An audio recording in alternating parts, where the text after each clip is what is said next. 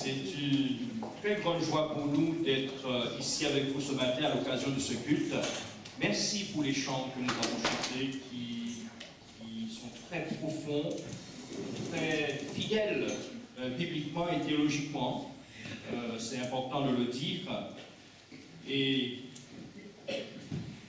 je vois l'évolution de l'Église ici. Le Seigneur est à l'œuvre. Le Seigneur bénit. J'ai connu l'Église à ses débuts, déjà dans une autre salle à Olinville, ensuite ici et maintenant ici, et je vois que l'Église a grandi numériquement et qualitativement aussi, sans doute, avec l'enseignement de la parole de Dieu. Dieu fait son œuvre et on est réjouis. On est réjouis de voir des hommes et des femmes se tourner vers le Seigneur et le recevoir comme sauveur et Seigneur de leur vie. Et c'est bien là l'essentiel de la vie. Ce que je vais vous dire ce matin concerne à la fois la vie de couple, la vie de famille, la vie de l'Église et la vie en société. C'est extraordinaire de voir comment le Saint-Esprit a dirigé la rédaction de la parole de Dieu et des lettres. C'est l'une de Paul que nous allons examiner ce matin, adressée à des églises spécifiquement, concerne finalement toute la structure de l'humanité, concerne tous les hommes et toutes les femmes, toutes les relations qu'on peut avoir au sein d'une société.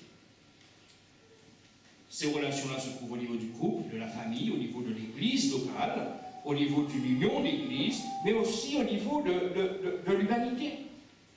Parce que, chrétiens ou pas, nous sommes en lien d'humanité. Et ce que la Bible nous dit concerne notre vie avec les autres. Particulièrement aujourd'hui, parce que nous vivons des temps très difficiles, où les identités personnelles sont tellement exacerbées qu'on arrive à des séparations, à des conflits, quelquefois meurtriers, qui divisent tant au niveau des couples, qu'au niveau des familles, qu'au niveau de la société et aussi au niveau de l'Église. Parce que finalement, chacun veut être le premier, le plus fort, le plus grand, le mieux vu. Que nous dit la Bible sur cette question? Comment vivre ensemble? Dans un couple, dans une famille, dans une église locale et en société. Comment vivre ensemble? Alors je vous invite à chercher dans l'Épître aux Galates quelques versets que nous allons lire.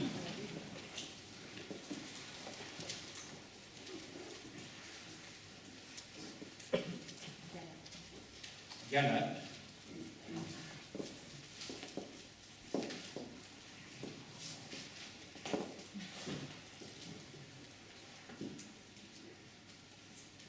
Le chapitre 5.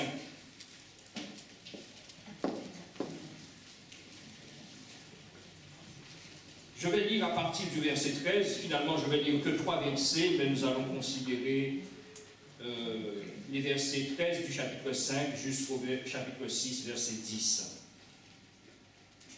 Galates 5, 13. Frères, vous avez été appelés à la liberté. Seulement, ne faites pas de cette liberté un prétexte de vivre selon la chair. Mais rendez-vous par la charité serviteurs les uns des autres. Car toute la loi est accomplie dans une seule parole, dans celle-ci. Tu aimeras ton prochain comme toi-même. Mais si vous vous mordez et vous dévorez les uns les autres, prenez garde que vous ne soyez détruits les uns par les autres. On ne peut pas être plus clair quant à la vie communautaire, quant à la vie ensemble. Prenez garde de ne pas vous détruire les uns les autres. Mais au contraire, soyez serviteurs les uns des autres par la charité ou par l'amour. L'Épître aux Galates, écrite par Paul, est sans doute l'une des premières lettres qu'il a écrites, des 4 grandes lettres, Romains, 1 et 2 Corinthiens et Galates. On pense qu'il l'a écrite en 54 après Jésus. L'apôtre Paul a visité la Galatie du Nord lors de son 2e voyage missionnaire, Actes chapitre 16, verset 6. Il a prêché l'évangile de Jésus-Christ. Et puis, lors de son 3e voyage missionnaire, Actes chapitre 18, Paul va retourner dans la Galatie du Nord pour voir les chrétiens et continuer à les enseigner. Après le départ de Paul, quelques prédicateurs itinérants sont passés dans l'Église et enseignaient un faux évangile. On les appelle les judaïsants. Ils disaient aux chrétiens, on est sauvé par la grâce, c'est bien, mais il faut quand même rajouter certains rites mosaïques. Et surtout la circoncision. On ne pouvait pas, selon eux, être bons chrétiens, fidèles à la loi, si on n'avait pas été circoncis. Et il y a dans cette épître une opposition entre la loi et la foi. Et Paul rappelle aux Galates, en écrivant cette lettre, l'évangile de Jésus. Il va même leur dire aux Galates dépourvus de sens, mais comment avez-vous pu abandonner le vrai évangile pour suivre des philosophies qui ne sont pas bibliques? Et l'apôtre Paul rappelle ici dans cette épître l'évangile. L'évangile de grâce de Jésus. C'est par grâce que nous sommes sauvés. Par le moyen de la foi, disait-il aussi à l'église d'Éphèse. L'évangile de grâce de Jésus. L'évangile est plus qu'une bonne nouvelle. L'évangile est plus qu'un message. L'évangile est une personne. Et cette personne, c'est Jésus-Christ, notre Sauveur et Seigneur. Paul rappelle cet évangile aux Galates. Et nous avons besoin constamment dans nos églises de rappeler l'évangile. Il y a tellement d'évangiles aujourd'hui qui nous sont proposés. Évangile de la prospérité, évangile de la sanctification, évangile de... Il y a un seul évangile prêché par la Bible, l'évangile de Jésus-Christ. Jésus-Christ étant lui-même la pierre angulaire de cet évangile. Cet évangile est une personne, c'est Jésus. Il n'y en a pas d'autre. Alors, cet évangile que nous avons reçu, c'est-à-dire Jésus-Christ, quel impact a-t-il dans notre vie personnelle, dans nos relations avec les autres? Quel impact? Et Paul, ici, propose aux Galates une autre vie que ceux qu'ils connaissaient, parce qu'ils étaient en tension. Il y avait des rivalités dans l'Église. Il y avait des idées contradictoires. Et ils arrivaient même à se quereller, à se disputer, à se séparer, et finalement à se faire du tort. C'est pour ça que Paul leur dit, attention, si vous vous dévorez les uns les autres, vous allez vous détruire. Et que propose l'apôtre Paul comme voie?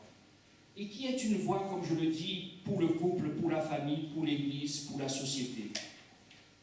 Paul nous dit, soyez serviteurs les uns des autres. Alors en grec, le mot est esclave, faisant référence aux personnes qui servaient dans les maisons, qui étaient employées dans les maisons et qui étaient au service des maîtres.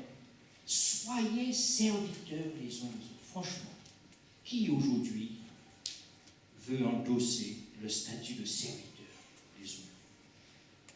C'est-à-dire à se baisser, comme à l'époque, pour laver les pieds de l'autre. À se sentir plus bas, inférieur que les autres. Qui dans la société a de telles dispositions intérieures? Tant on est en rivalité, on veut être le premier. Parce que finalement, dans notre société, on est dans une concurrence meurtrière où on apprend à lutter contre l'autre. Et quelquefois, à détruire l'autre pour arriver pour être le premier et se sentir le meilleur. Paul nous invite dans cette voie, serviteurs les uns des autres. Mais naturellement, on ne peut pas l'être.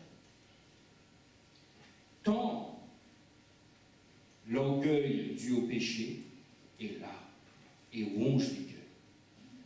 Et il nous dit, Paul, serviteurs les uns des autres par l'amour, par la charité. Donc l'amour est le moteur de ce style de vie où l'on considère l'intérêt de l'autre avant les nôtres, où on met en avant l'autre avant nous-mêmes.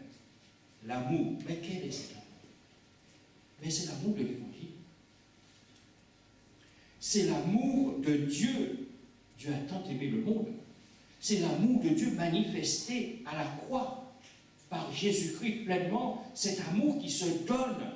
Cet amour qui permet de s'abaisser pour que l'autre soit élevé. C'est ça la croix. Il y a eu la croix, frères et sœurs, parce que Dieu nous aime. Au point de donner son Fils unique Jésus. De Dieu qu'il est. Il s'est humilié, il s'est abaissé. Il est descendu dans les profondeurs de nos péchés. Plus bas que nous. Pourquoi? Pour nous sauver et pour nous élever. Et après cette œuvre rédemptrice, après ce service en notre faveur, Dieu l'a ressuscité et l'a élevé. Mais Jésus nous trace par amour de Dieu le chemin du service parce qu'il est devenu notre serviteur. Lui, Dieu. Et Paul nous invite à entrer dans cette voie du service, du serviteur qui se donne pour l'autre. Par amour. Cet amour de Dieu manifesté à la croix en Jésus, nous dit l'apôtre Paul, dans son épître aux Romains au chapitre 5, a été versé dans nos cœurs. L'amour de la croix, si tu es enfant de Dieu, l'amour de la croix, l'amour manifesté à la croix par Jésus, cet amour qui se donne sans condition, cet amour service, est dans ton cœur.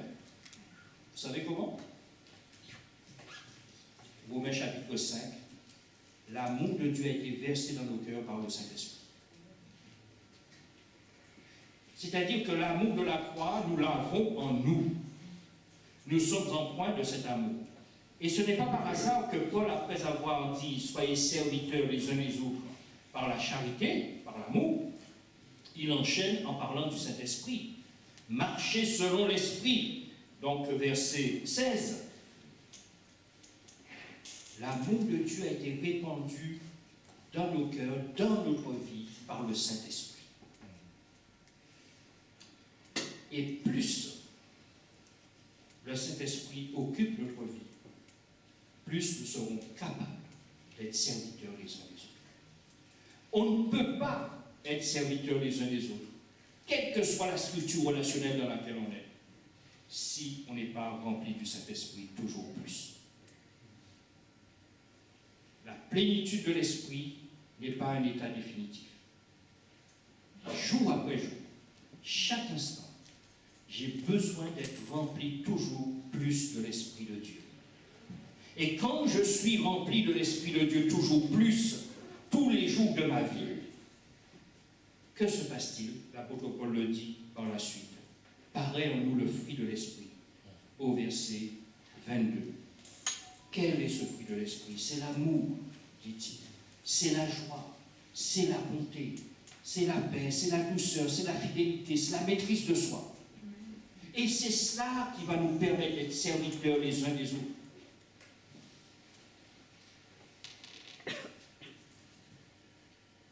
Ensuite, concrètement, l'apôtre Paul nous dit comment, concrètement, rempli de l'Esprit de Dieu, animé de l'amour de Dieu, parce que cet amour est en nous, comment nous pouvons être dans la vie pratique, concrètement serviteurs les uns des autres. Et je vous propose de voir ça maintenant Donc, 3 ou 4 façons, tout dépend du temps qu'on aura, d'être serviteur de Dieu concrètement, selon ce que Paul dit ici, en Galates 5 et 6. D'abord, verset 26. Première façon, ne nous provoquons pas les uns les autres. Première façon d'être serviteur des autres, ne nous provoquons pas, dit l'apôtre Paul. Par une vaine gloire quelconque, ne vous provoquez pas les uns les autres, en portant envie les uns aux autres. Des relations peuvent être brisées, quelle que soit la structure relationnelle, par la provocation et par l'envie.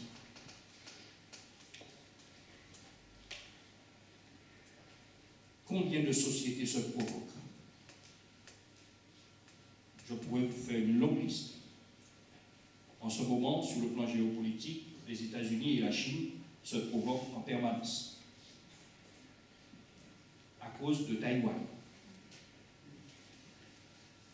En France, dans ce que nous appelons nos cités, nos banlieues, des identités différentes, des cultures différentes se provoquent. Il y a des territoires dans lesquels on ne peut pas aller si on n'est pas de ce territoire-là, en France.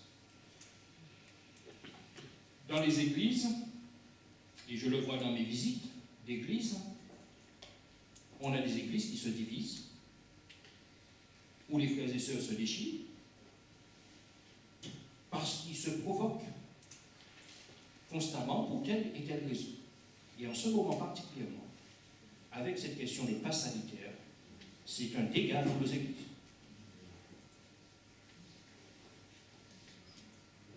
Où les gens quittent l'église parce que l'église est pour le pass sanitaire.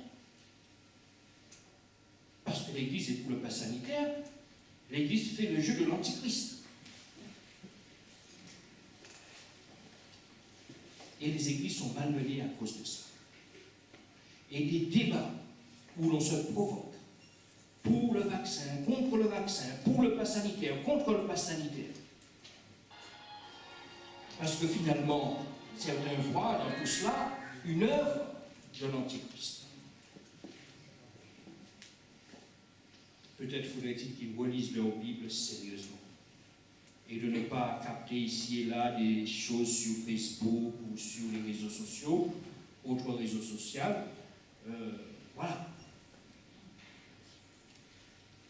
Ne vous provoquez pas les uns les autres. Si vous voulez être serviteurs les uns les autres, mettez-vous au service de l'autre, à son écoute, au lieu de rentrer dans des débats, des querelles qui ne valent pas la peine, qui n'édifient pas et qui divisent.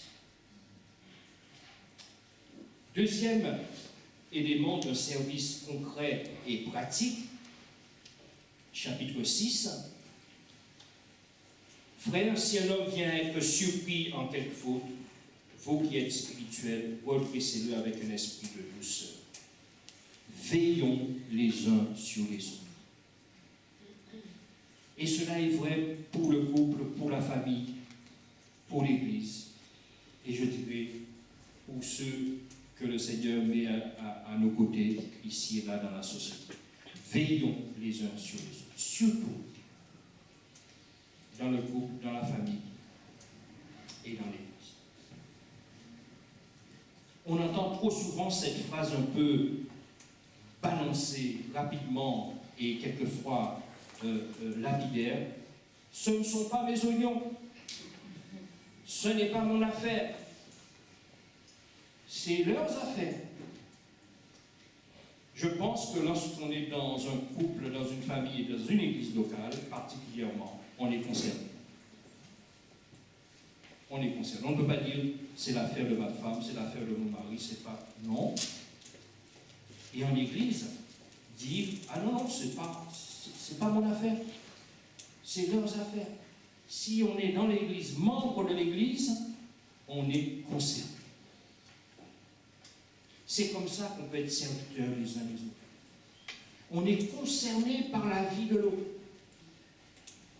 On se soucie de la vie de l'autre. L'autre a de l'intérêt, de la valeur pour nous. Ce qu'il vit le concerne.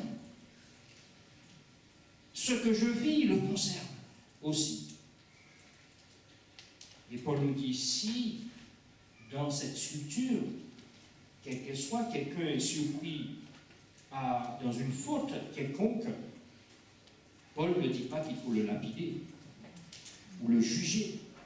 Non. Redresse-le. Remettez le doigt. Redresser, remettre le doigt avec douceur. La douceur qui est le fruit de l'esprit, qui est l'expression de l'amour et de la bonté. Corrigez-le. Et si on se trouve dans ce cas-là, soyons disponibles pour que celui qui veut nous redresser puisse le faire sans que nous nous opposions. Que nous soyons disponibles, écoutons, quitte à se repentir, à demander pardon,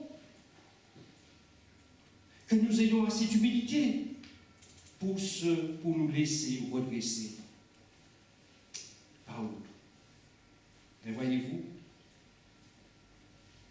avec toutes ces années de ministère pastoral, je me rends compte que quand on veut redresser quelqu'un, qu'on voit la personne dans une faute, eh bien souvent, malheureusement, on reçoit comme réponse: ce ne sont pas des affaires, c'est ma vie, ça ne te regarde pas.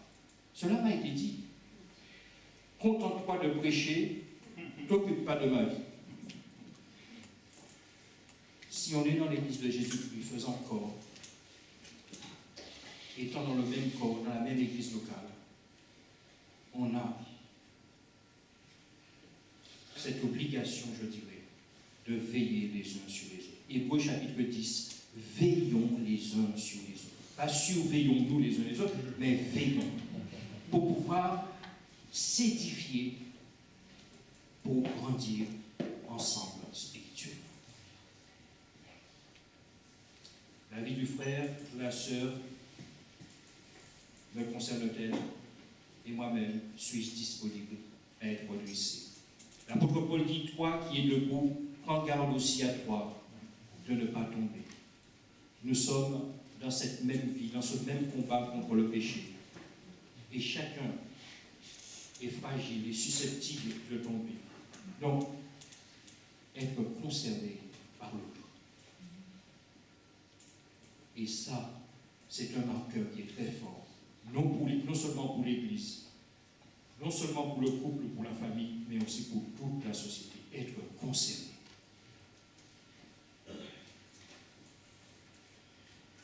Il y aurait beaucoup de choses à dire ici concernant la société, tant on a tendance à catégoriser les gens. Ah ben celui-là c'est un Nord-Africain, voilà. Cela c'est un Africain, cela c'est un Breton, un Alsacien. L'Église doit avoir un autre regard, ou plutôt dans l'Église on doit avoir un autre regard les uns sur les autres. Je rappelais tout récemment à Elancourt, je suis Patrice Collangean, d'origine indienne, natif de la Guadeloupe, français, mais je suis surtout citoyen des cieux. Et c'est cette identité-là, citoyen des cieux, qui est éternelle. Troisième élément, pour se servir mutuellement, c'est soyons solidaires les uns des autres. Verset 2 du chapitre 6, portez les fardeaux les uns des autres, et vous accomplirez ainsi la loi de Christ. Vous accomplirez la loi de Christ. Pourquoi Paul dit ça? Tout simplement parce que la loi du Christ a été de porter notre fardeau, de porter nos péchés à la croix. Il est descendu, il est venu, se faisant semblable à nous, lui Dieu de toute éternité. Comme je l'ai dit, il s'est rendu serviteur les uns des autres. Lui, le roi des rois, il s'est abaissé pour nous servir. Il a porté nos fardeaux, le fardeau de nos péchés à la croix. Ça, c'est sa loi. Ses enfants sont l'Église. qui sont issus de lui, parce que l'Église est de lui, et c'est lui qui bâtit son Église. Nous sommes appelés à porter le fardeau les uns les autres. Et dans la vie, il y a des fardeaux qui sont là. Il y a des vies tellement brisées, tellement meurtries. Il y a des identités qui sont chahutées, des itinéraires qui sont chaotiques. Je travaille dans la relation d'aide et dans la gestion des conflits aussi, et je vois des vies brisées, des gens qui ont subi des choses et qui portent des fardeaux.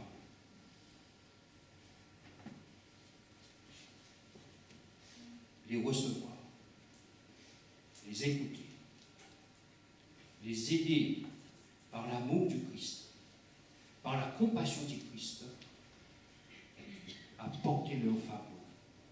Telle est l'expression de l'amour de l'Église de Jésus-Christ. Sans jugement, sans accusation, sans rejet, porter les fardeaux les uns les autres. Et pour cela, il faut se connaître. Il faut se connaître les uns les autres. Et pour se connaître les uns les autres, il faut prendre du temps. Nous vivons dans une société tellement rapide ou speed, si vous voulez, où on est tellement sollicité quelquefois, on ne prend pas le temps, vraiment, dans une église, de se connaître. Je ne sais pas si à Arpajon, tous les membres de l'église connaissent tous les membres, les autres membres, mais ça, c'est un travail vraiment qui, certes, a été perturbé ou peut être perturbé par le Covid, mais c'est un travail qu'on peut faire en église. Dans le cours que je donne sur l'accompagnement pastoral en milieu multiculturel, j'aborde ce chapitre. Un chapitre que j'ai intitulé « Raconte-moi ta vie ». Raconte-moi ta vie. Raconte-moi d'où tu viens. Dis-moi qui tu es. Dis-moi qui tu es. Et ainsi, on apprend à connaître les personnes.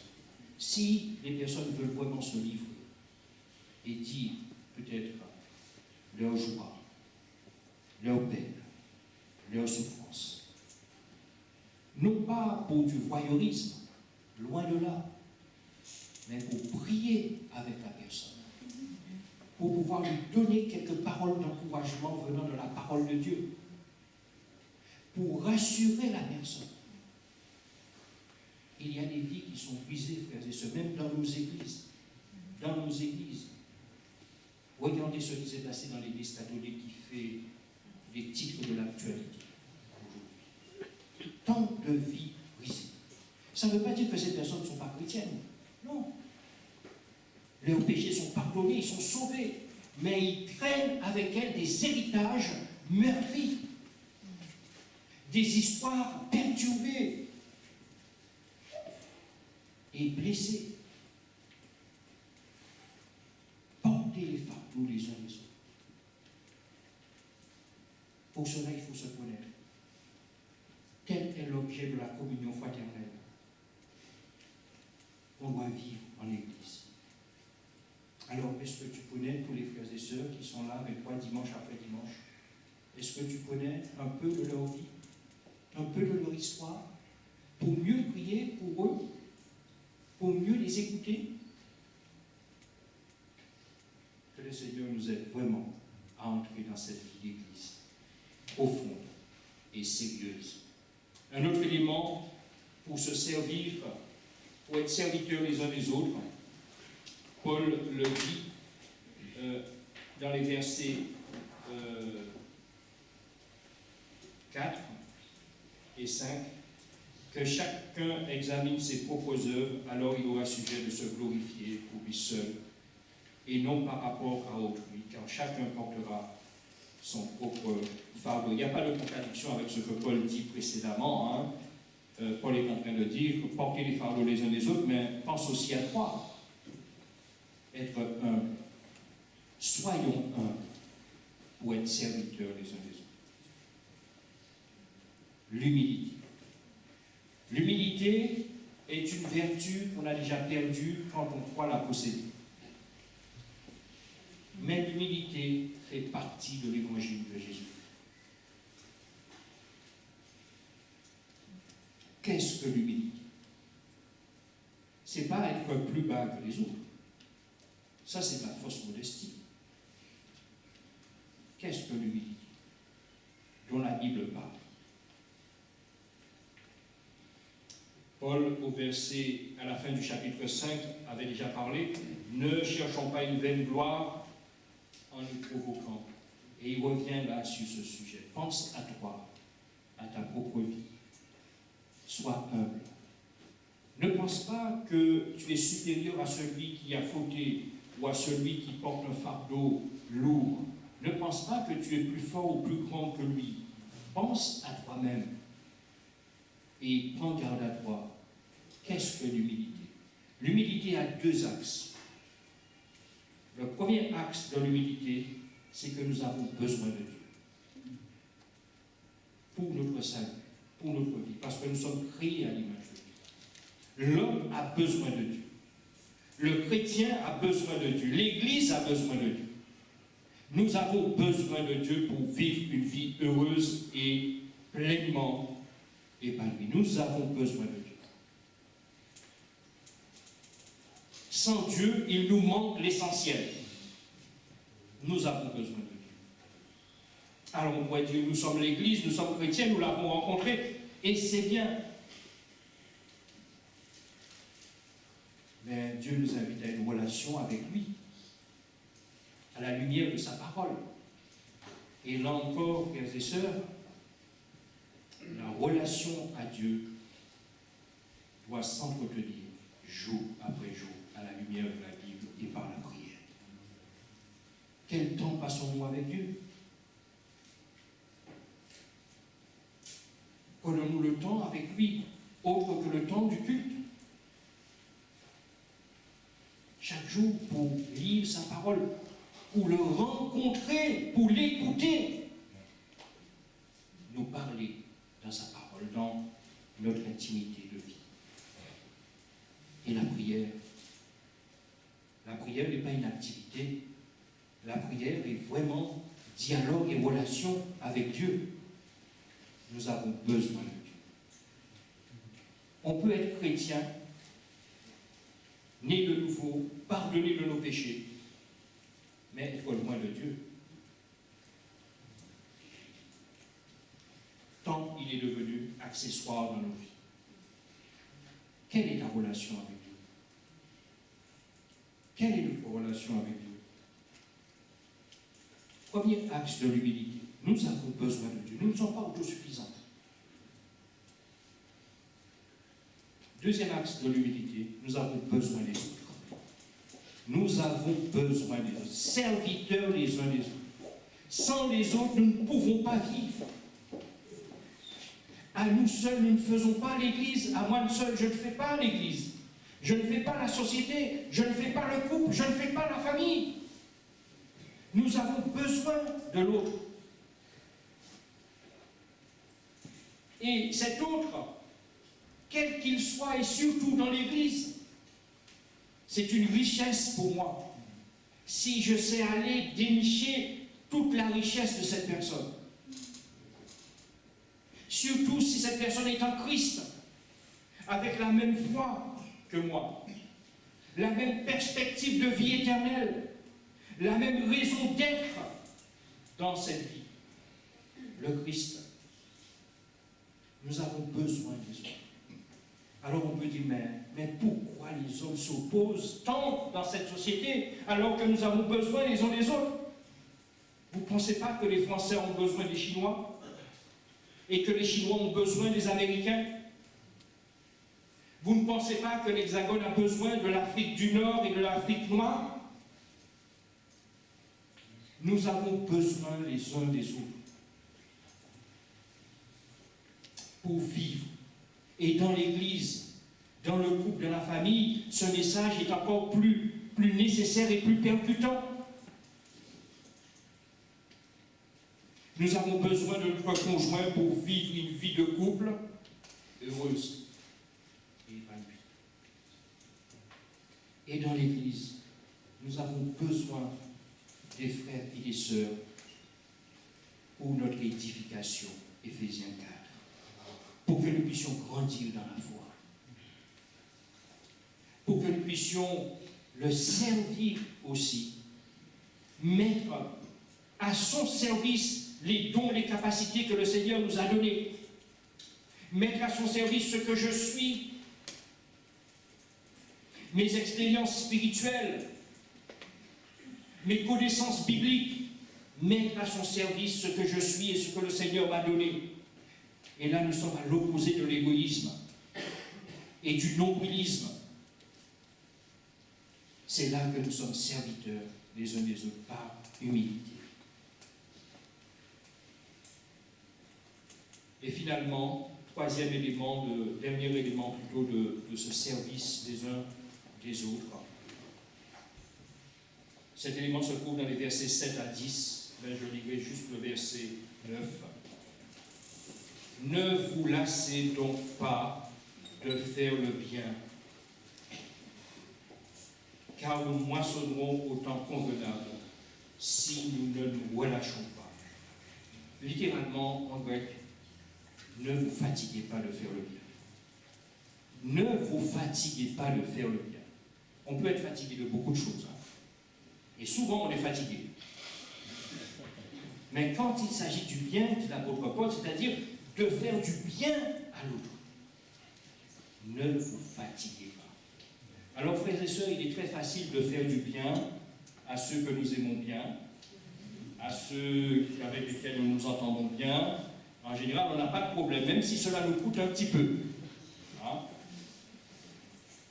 Et là, Paul ne précise pas. Il s'adresse non seulement à l'Église, mais aussi à ces faux prédicateurs qui enseignaient des mauvaises paroles. Faire du bien à celui avec lequel on ne s'entend peut-être pas.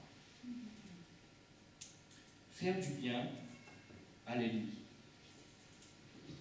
Jésus nous entraîne dans cette voie. Aimez même vos ennemis. Même ceux qui vous veulent du mal. Aimez, faire du bien à tous, quels qu'ils soient. Qu'est-ce que cela veut dire faire du bien? D'abord, considérer l'autre. Même si je n'ai pas d'affinité avec, considérer que l'autre est un être humain. Qu'il a droit aussi à la grâce de l'Évangile. Considérer que l'autre est comme moi, même s'il est différent dans son aspect physique. Il est comme moi. Et s'il est dans l'Église de Jésus-Christ, il est plus un être lointain, différent que moi, il est un frère et une sœur. Paul commence cette exhortation, frère, on pourrait rajouter sœur, vous avez été appelé à la liberté, oui, vous êtes libre en Christ, mais que cette liberté vous soit utile et soit bien utilisée. Elle doit être utilisée à être au service des autres, pour leur faire du bien. Accueillir la personne, rehausser la personne, l'aider à progresser dans sa foi, dans sa marche avec le Seigneur. L'encourager dans ce sens-là. Faire du bien concrètement, oui. Si je vois que la personne est dans la difficulté, eh bien, je m'abaisse pour pouvoir l'aider concrètement. Faire du bien. Concrètement, par une parole édifiante et non blessante, par une parole qui rehausse, par une parole qui fait grandir, par une parole bienveillante. Faire du bien. Vous savez qu'il y a des paroles qui peuvent tuer,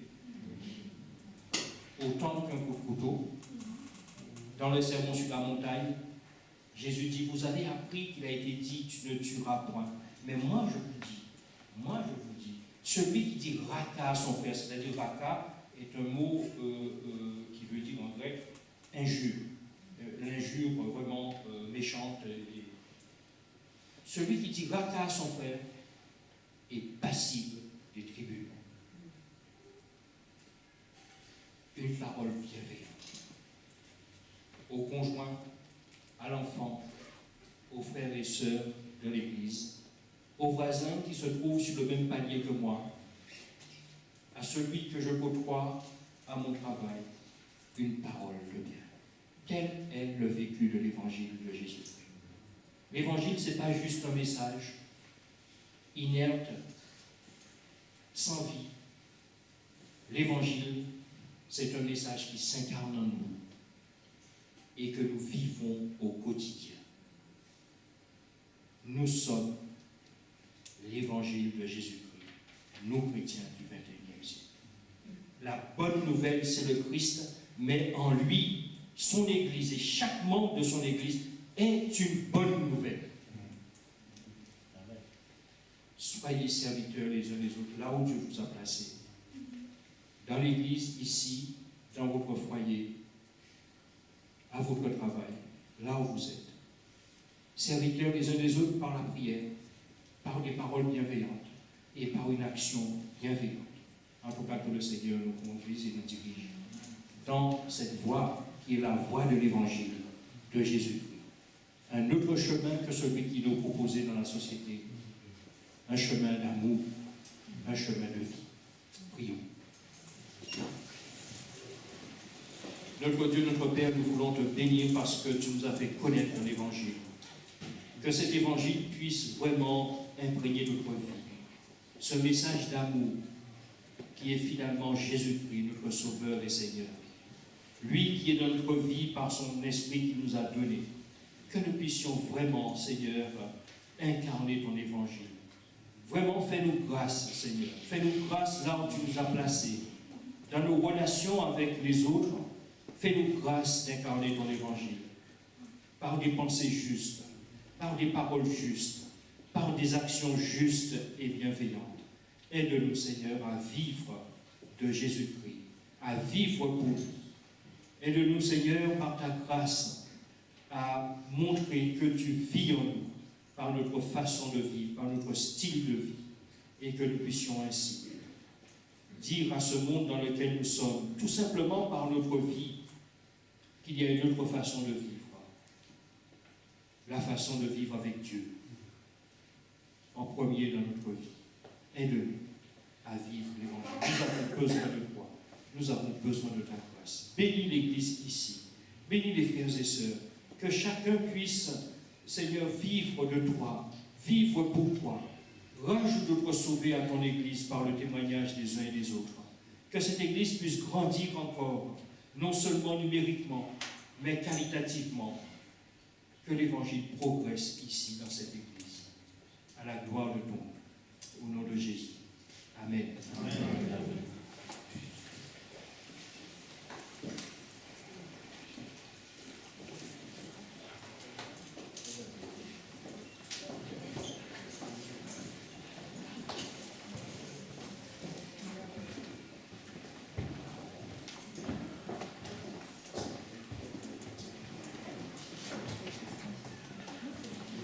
Merci Patrice. Nous avons entendu l'amour ce matin. Nous avons entendu l'amour ce matin. Vraiment, le Seigneur déploie cet amour dans nos cœurs pour que nous puissions le vivre dans nos vies et auprès de ceux qui nous entourent.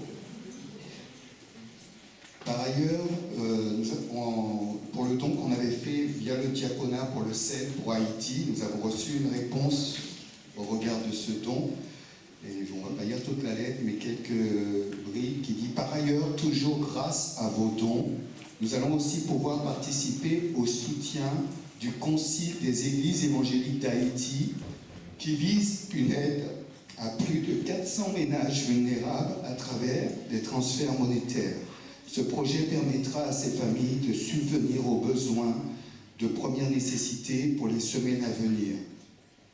Un grand merci pour votre précieux et fidèle soutien, en particulier pour que nos partenaires haïtiens puissent exprimer l'amour de Dieu aux victimes de ce terrible séisme. Fraternellement en Christ, Patrick Guibora, directeur général. Au niveau des annonces, mercredi prochain, nous avons études bibliques à 19h30. Nous sommes vraiment encouragés, on voit des frères, des sœurs qui viennent en grand nombre pour pouvoir étudier la parole de Dieu, comme nous l'avons entendu ce matin. Et vraiment, que Dieu soit béni. Nous avons eu un groupe d'hommes hier qui était waouh, super, excellent. Là aussi, beaucoup d'hommes se sont encore levés pour venir entendre, pour pouvoir entendre ces messages que nous partageons ensemble. C'est plus sur un style de partage au travers de la sanctification. Et cette année, l'année dernière, nous avions les regards fixés sur Jésus. Cette année, nous demandons une maturité. Nous travaillons à une maturité en Christ. Nous voulons grandir en lui pour qu'il se manifeste son œuvre au travers de nous. Dimanche prochain, il y a un culte avec présentation d'un enfant et un baptême dimanche prochain, avec la présence du pasteur de l'église d'Évry, Jean-Luc, qui sera présent.